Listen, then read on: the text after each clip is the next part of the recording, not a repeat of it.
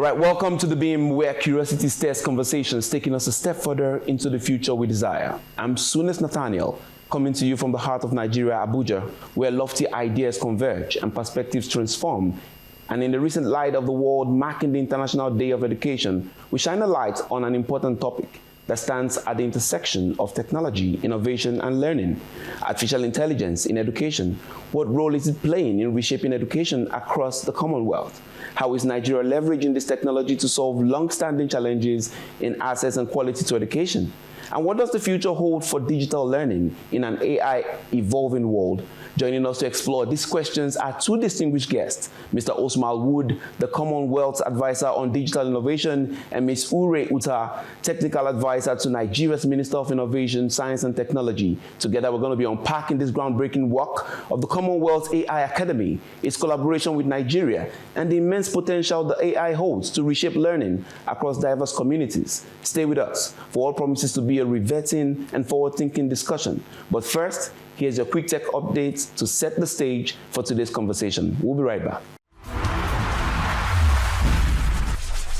Hello and welcome. Here's your quick tech update for the week. The federal government plans to fully implement computer-based testing for all national exams by 2027. Education Minister Dr. Tunji Alausa says that all reforms will combat malpractice, introduce enhanced exam certificates, and ensure fairness, signaling a technological overhaul to improve assessment standards and educational credibility in Nigeria. Meantime, the GSMA has reported that Nigeria requires $360 million to boost 4G coverage from 84% to 98%, with rural areas lagging at 48%. Policy reforms, including tax cuts on telecom infrastructure, could slash the investment gap by 44%. Satellite technology may serve remote regions, advancing nationwide connectivity and digital transformations. Still on telecoms, following a 50% telecoms tariff increase, the FCCPC has urged providers like MTN, Airtel, and Glo to address issues like dropped calls, poor internet speed, and data depletion. It emphasized that higher costs must translate into improved network reliability, customer service, and measurable service enhancements for Nigerian consumers. On the foreign scene, Meta refuted claims of forcing users to follow accounts linked to President Trump, stating that accounts transitioning are standard during administrational changes.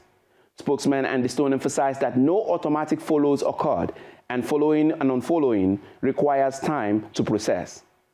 Meanwhile, President Trump has announced Stargate, a $100 billion AI infrastructural initiative with OpenAI, SoftBank, and Oracle to build data centers powering U.S. AI advancements. The project aims to rival China's AI growth, with potential investments reaching $500 billion. So we would make this happen. We would immediately start deploying $100 billion with a goal of making $500 billion within next 4 years, within your term. Now that's your quick tech update for this week. Stay tuned for more cutting-edge news from the ever-evolving world of technology. Have a great day. All right, welcome back. Now, let me again reintroduce the brilliant minds who are joining me here on the Beam for this conversation on what we're talking about, the Commonwealth and the AI Academy, which is transforming a lot of young people's lives across the world, especially within the nations in the Commonwealth. I have with me Mr. Oswald Wood, who's the advisor on digital innovation and a key driver of transformative tech initiatives across the member states. And he's representing Nigeria. We have Ms. Ure, who is here from the Science and Tech Ministry. You're all welcome to the Beam. Thank you for having me. Thank you for having us. Thank you so much. It's a pleasure to be here. All right, there's so much to speak about. Let's begin with you, Mr. Wood. Quickly, take us through. We have it that the Commonwealth AI is a bold initiative that is promising to bridge the digital readiness gap across member states. So can you walk us through the vision and the specific goals that it hopes to achieve? Well, thank you for having me. I would say, number one, it's an honor for me to be a part of this discussion. And really, the vision is really to attempt to bridge that proverbial digital divide. How do we get this done, you ask? It's really down to a set of collaborative initiatives taken with the private, public sector, alongside, of course, member states. And what we're seeking today here is to target, I would say, impactful targeting of specific initiatives where we can seek to leverage what is already in country or in situ and add a transformative effect of tech behind there. As a result of this vision, we've created what is called a Commonwealth Artificial Intelligence Consortium, and it represents 4 working arcs, namely policy management, capacity building, data infrastructure, and research. And this really answers the question of how we attempt to bridge our digital divide. It's really about the capacity building at the grassroots level, targeting those who are marginalized or oftentimes left behind, and trying to uplift them by way of, as I mentioned, sustainable initiatives. Thank you. All right, that's a good way to set the tone. Quickly, let's get deeper into it. There's this question about inclusivity, when it comes to artificial intelligence, and the question is, how are you addressing the challenges like access to technology in rural areas, the inclusion of women and other marginalized population across the member states? Well, this has oftentimes been those who are most left behind, not only in member states, but in LDCs, as we call them, or even within developed countries, people or societies or communities that are left behind. And we oftentimes find that women and girls are enormously damaged or affected far more than any other demographic. The answers to the question of why this is so quite far-reaching. What we're trying to do, however, is to target these people directly through education and opportunity given. We've had some really interesting success across the continent of Africa and throughout the entire Commonwealth by taking this approach. And to do this, what we're really seeking to do is really to empower those people. So oftentimes in the developmental model, we find that we go into member states or within countries, but we don't really empower people to take it forward on their own. And this is what the Artificial Intelligence Consortium is attempting to get done. Our initiatives in capacity building are targeted in that way. It's about that proverbial, give a man a fish, feed him for a day, you teach a man to fish, we feed him for life. And what we're trying to do is teach people the ways to fish in this new digital world. All right, thank you very much. Over to you, Ms. Uri. Nigeria's collaboration with the Commonwealth Academy represents a significant milestone. What does this partnership mean, for our educational sector and our broader innovation agenda, seeing that Nigeria plays a pivotal role when it comes to digital transformation across Africa? Yes, absolutely. I think, when it comes to AI education, the mission is clear.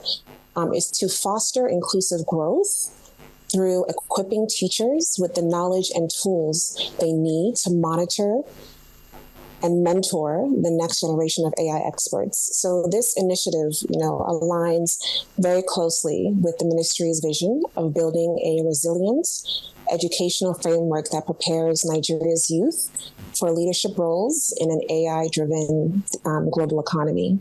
And I just also want to, on behalf of the Honorable Minister, just give gratitude and thanks to the Commonwealth and Intel for this amazing supportive partnership.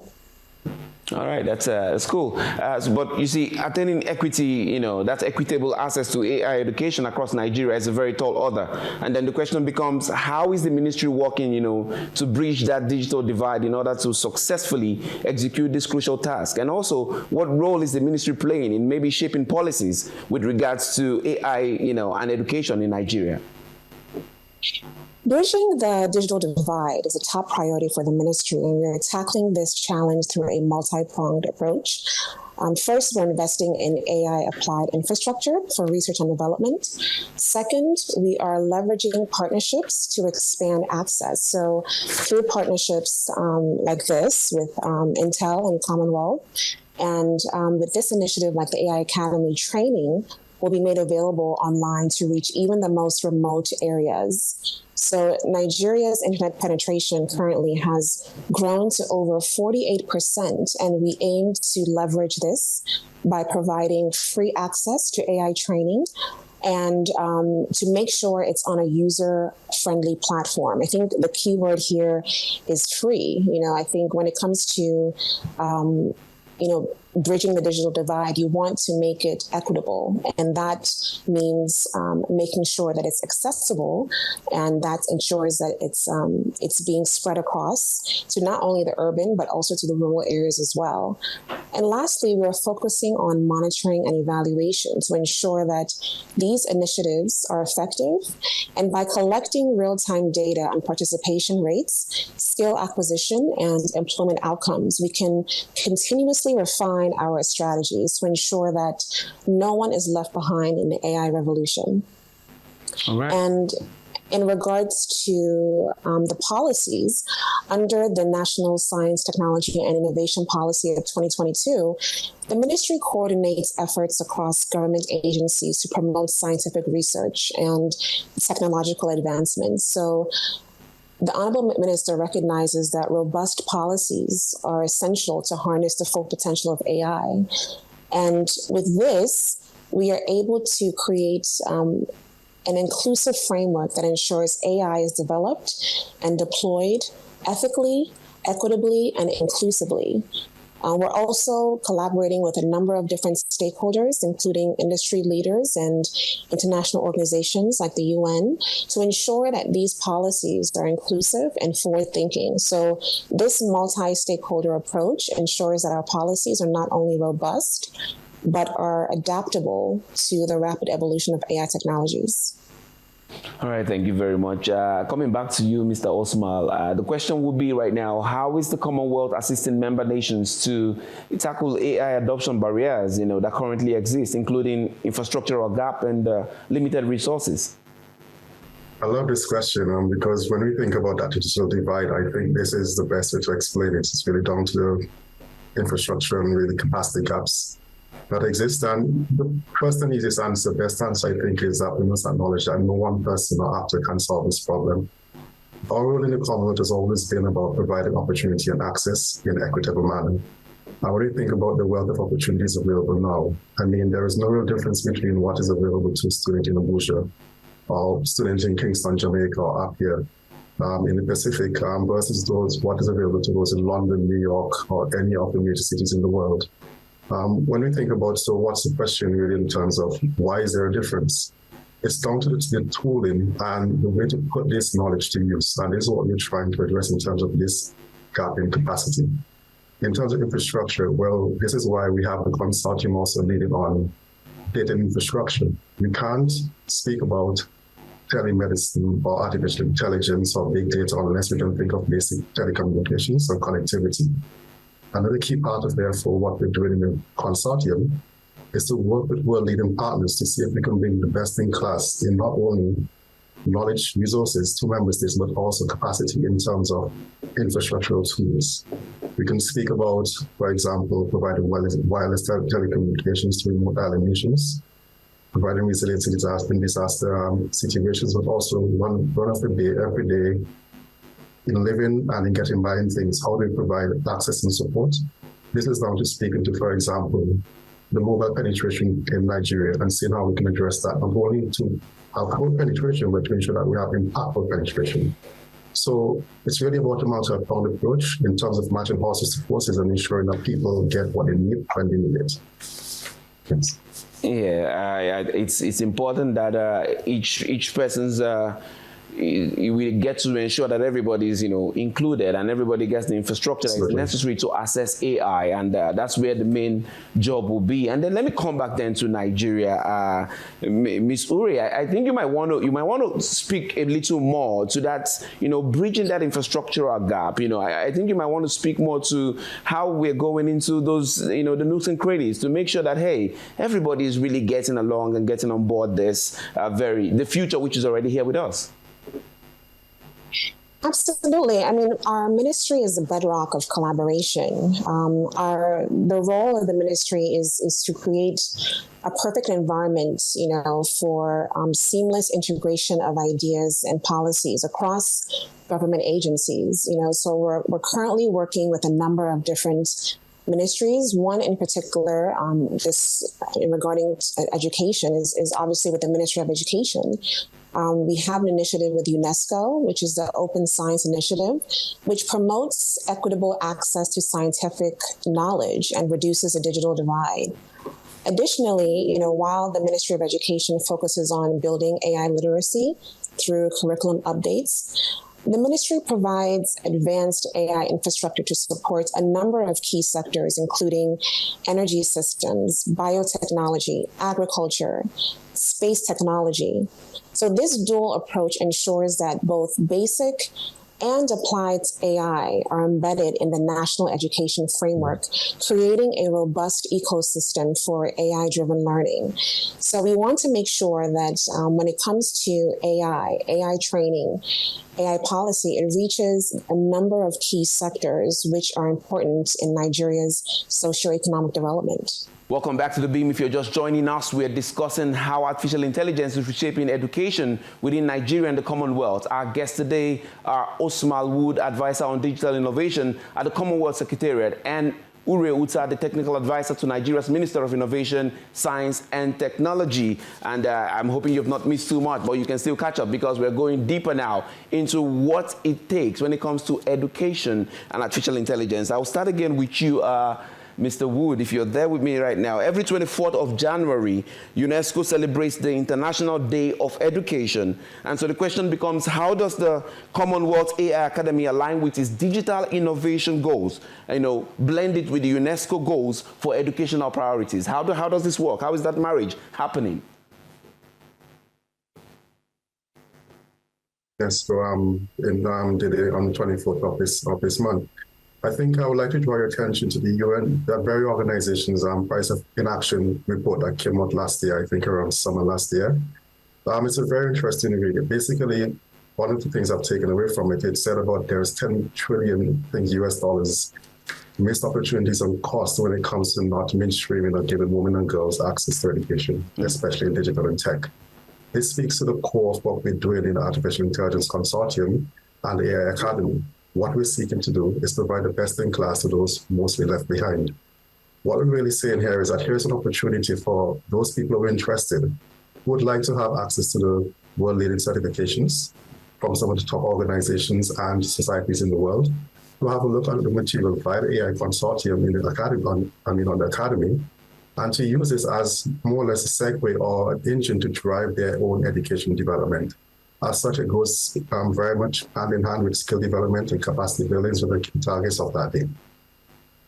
All right, staying with you then, the question becomes, what lessons can nations like ours draw from global best practices when it comes to the managing and managing all the concerns that we have with regards to artificial intelligence and education at this very moment in history? I think we'll rephrase it in terms of not really lessons, but opportunities to be gained. We speak about the transformative impact of tech. We think about Nigeria, what is going to be one of the world-leading economy at the end of this century, 21st century. Here is a once-in-a-generation or even, opportunity for countries that may have missed various tranches of the Industrial Revolution to transform their societies. And what I think can be taken at best is really to find a way to adjust or apply whatever is taken globally within the Nigerian context, for it to not be imposed on Nigeria, but for it to be more or less taken from a grassroots level, which is why I really smiled when Rory mentioned the cross-sectional collaboration that's happening within the Nigerian government. This is the only way for it to happen. I think both I'll say, not both, the tripartite of partners, academia, private sector, and civil society must work together to realize the benefits of society for transformative technology. All right, Ms. Ure, let's bring you back into the conversation. Is there at this time any collaboration, between the Ministry of Innovation, Science and Technology and the Ministry of Education as regards the integration of AI technologies into our national educational curriculum, effectively? I mean, right now.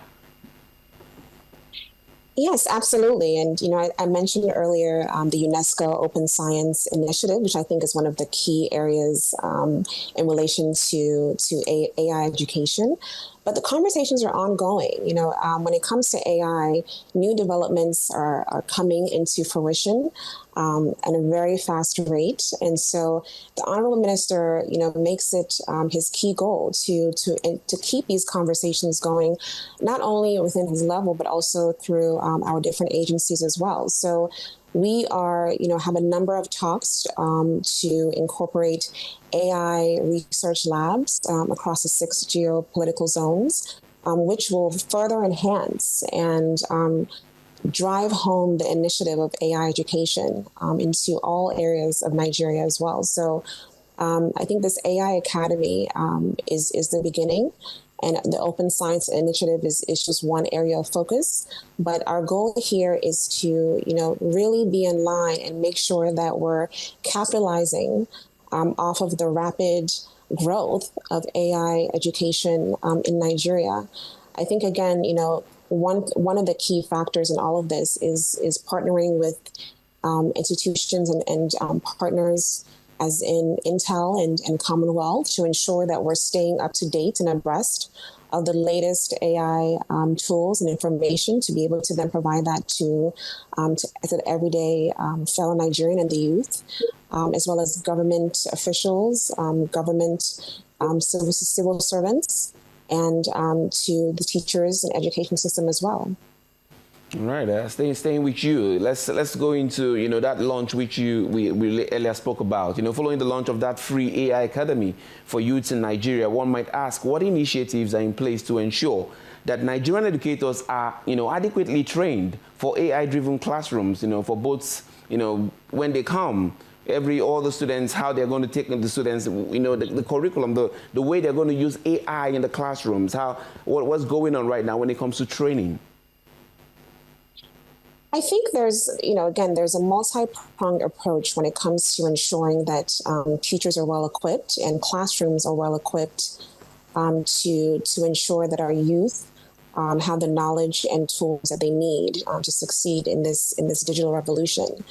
One of them is, having the teachers being able to train and learn the newest AI skills and learnings through programs like AI Academy.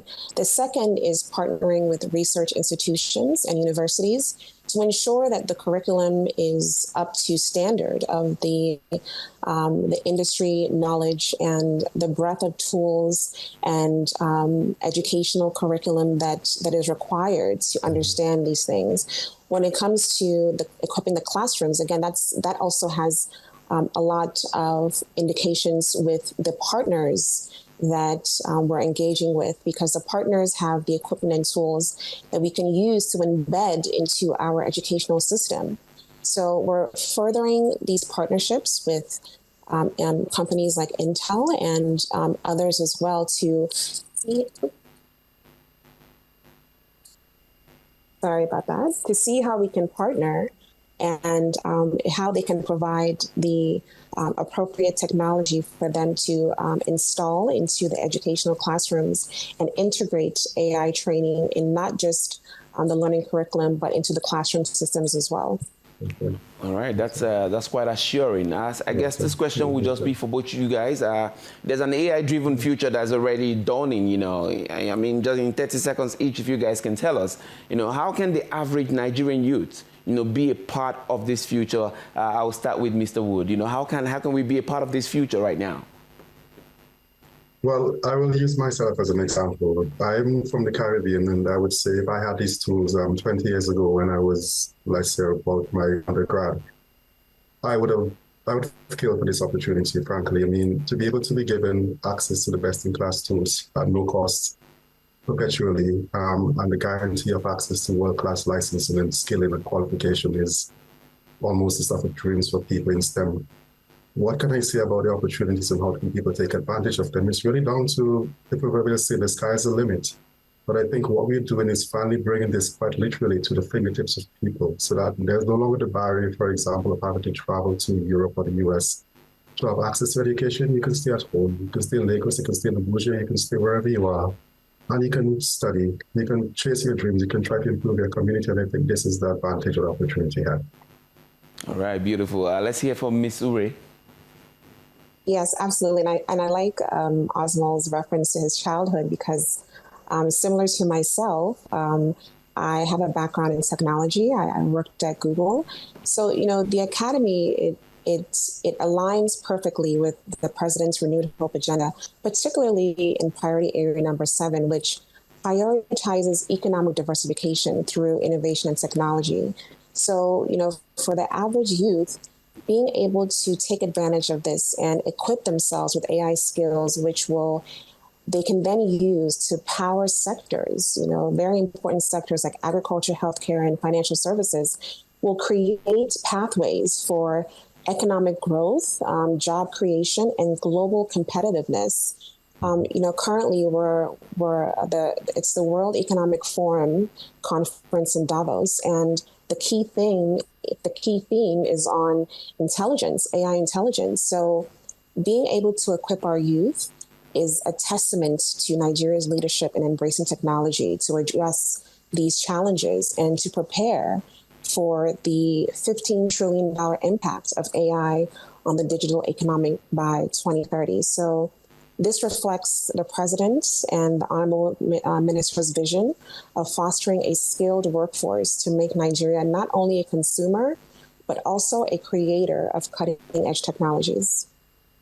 All right, and with that, we've come to the end of today's conversation on The Beam. A heartfelt thank you to our guests, Osmo Wood and Ure Uta, for sharing their expertise and visions with us today. Thank you very much for coming on the program. Yes, thank you. Thank you. All right, we've explored the immense potential of AI to reshape education across the Commonwealth, with Nigeria playing a pivotal role in this transformation. So in the spirit of celebrating the International Day of Education, let's remember, knowledge is power, and innovation is the bridge to a brighter future. I'm Sunes Nathaniel, and this has been The Beam. We'll be leaving you with our top 5 videos of the week. As always, remember, stay curious, stay informed, stay engaged, and stay inspired.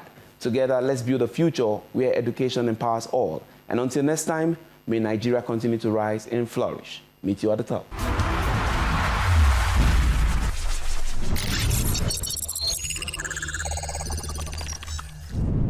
In 5th place, we see embattled legislator Mudashiru Obasa argue that he remains the Speaker of the Lagos State Assembly. If you want to do that, do it constitutionally.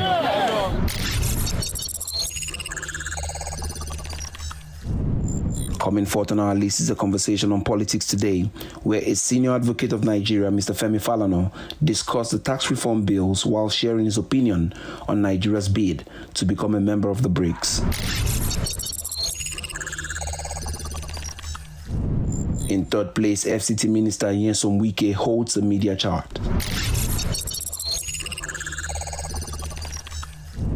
In 2nd place, Honorable Mudashiru Obasa asserts that having a governorship ambition is not a sin, as some have stated this to be the reason for which he was ousted as Speaker of the Lagos Assembly. Coming first on our countdown is Cubana Chief Priest's interview, in which he states that Burna Boy is jealous of his relationship with Davido. The way I carry David, the way I promote David, the way I'm with David, the way I can take any backlash for David. This is what all these artists want by themselves. Are you saying that's what made him? Exactly. There was no other reason? Nothing else. That was the reason, I feel he's jealous. That's it on our countdown today. Join us next week for more.